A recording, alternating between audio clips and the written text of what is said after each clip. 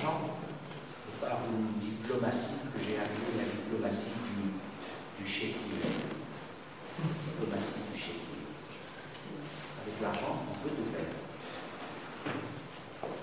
Cette télévision, dans le cas tunisien, a joué un rôle très important, et pas seulement d'ailleurs au moment de ce soulèvement populaire.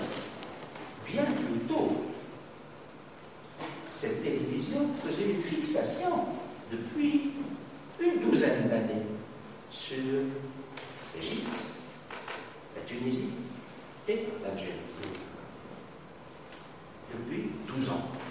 C'est-à-dire, pas seulement dans la critique de ces régimes qui étaient parfaitement critiquables. C'est pas dans ces critiques-là que l'on peut faire des reproches à Al Jazeera. Non, non, dans ce qui est sous-jacent. C'est-à-dire dans le poison idéologique, c'est-à-dire profondément islamiste, discours idéologique d'Al Jazeera et du wahhabisme du Qatar. Qaradawi a émis une fatwa pour tuer Kadhafi.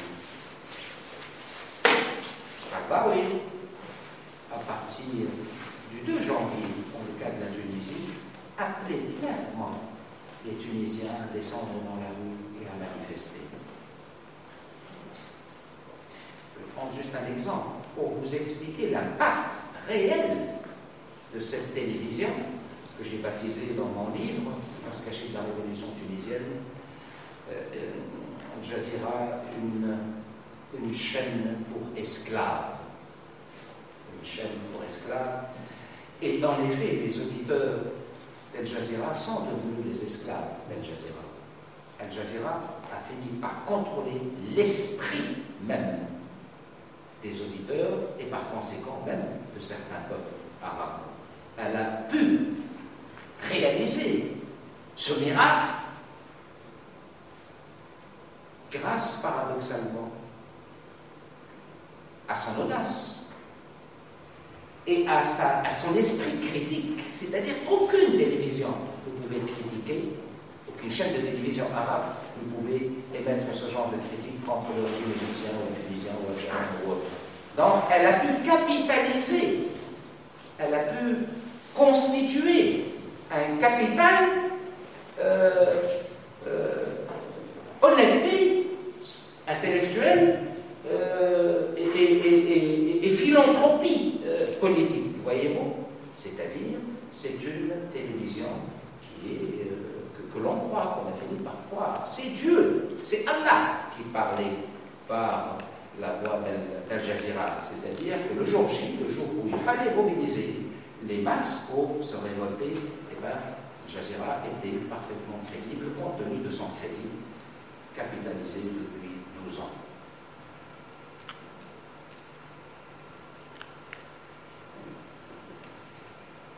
Alors pourquoi le Qatar a-t-il joué ce rôle?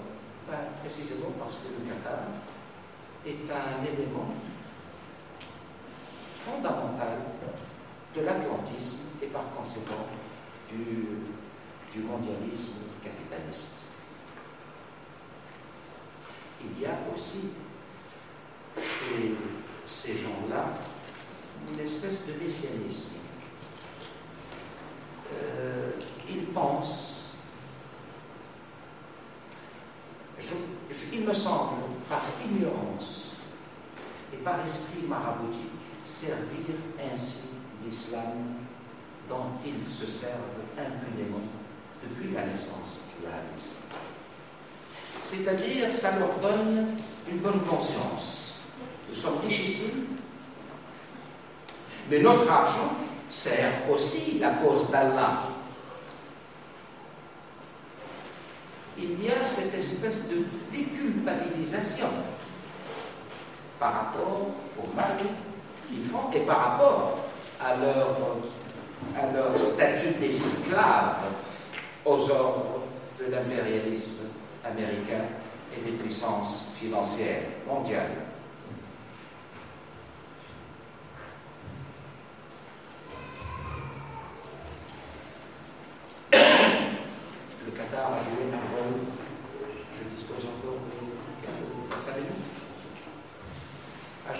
joué un rôle. Sur le wahhabisme, ce n'est pas le discours d'un ancien ambassadeur qui en veut au Qatar ou aux États-Unis d'avoir provoqué la déstabilisation de la Tunisie, c'est-à-dire la perte en quelques mois seulement des acquis de 50 ans d'indépendance. Qui aurait cru qu'aujourd'hui la Tunisie serait gouvernée par ces islamistes? Quand je dis islamistes, pour le philosophe que je suis, le concept a une signification, comme je le disais au début. Je ne suis pas dans les catégories salafisme, fondamentalisme, depuis le printemps arabe, l'islamisme modéré, etc. Pour moi, l'islamisme est un bloc idéologique inséparable, indivisible. Ce bloc, le dogme de ce bloc idéologique, le socle, c'est qu'il n'y a point de séparation entre religion et politique en islam. Sa finalité, ce bloc idéologique qui est l'islamisme, c'est la théocratie totalitaire. L'islamisme ne peut conduire qu'à des États théocratiques et totalitaires. Bien évidemment, il y a une différence entre Erdogan et Ben Laden, entre Ghanouchi et qui sais-je, on ne peut pas... Ah oui, parce que ce sont des co-disciples, mais enfin, entre Ghanouchi et le numéro 2 d'Al-Qaïda depuis la mort de Ben Laden. Oui, bien sûr qu'il y a des différences entre les talibans et l'AKP en Turquie. Mais lorsqu'on va au fond des idéologies, au fondement, il y a ce dogme, cette imposture théologique, et je n'ai pas le temps de l'expliquer, cette imposture théologique qui consiste à faire de l'islam la religion de l'inséparabilité du religieux et du politique, à la différence du christianisme qui serait la religion de la séparation originelle du religieux et du politique, parce que, selon la formule bien célèbre et très mal interprétée, le rendez à César, ce qui est à César et non royaume de ce monde, etc. Non, l'islam n'est pas la religion de l'imbrication totale et irrémédiable du religieux et du politique. La disjonction du théologique et du politique est parfaitement possible au sein de l'islam, comme elle l'a été possible au sein du catholicisme et du protestantisme. J'avais écrit il y a quelques années, c'est ce que je voulais vous dire à la fin, par rapport au wahhabisme, cet article publié dans Libération, qui n'était pas à l'époque très atlantiste, 2008, février 2008, le wahhabisme, négation de l'islam. C'était à la suite de la visite du président Sarkozy en Arabie Saoudite, lorsqu'il a fait des déclarations qui ont bien contrarié le musulman que je suis par rapport au wahhabisme, et c'est par cela, si vous voulez bien, rapidement, c'est par cela que je voudrais conclure. En vous livrant lecture.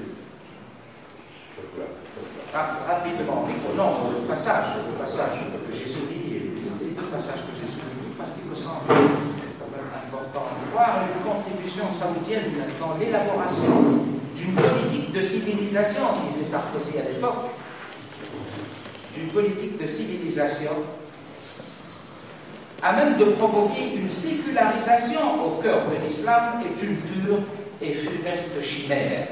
Et pour cause, on ne peut pas être et avoir été. L'Arabie Saoudite a été le principal financier des mouvements intégristes dans le monde. Il est vrai qu'elle était en parfaite osmose avec les intérêts géopolitiques américains. C'est le traumatisme du 11 septembre 2001 qui a infirmé provisoirement ses choix stratégiques américains.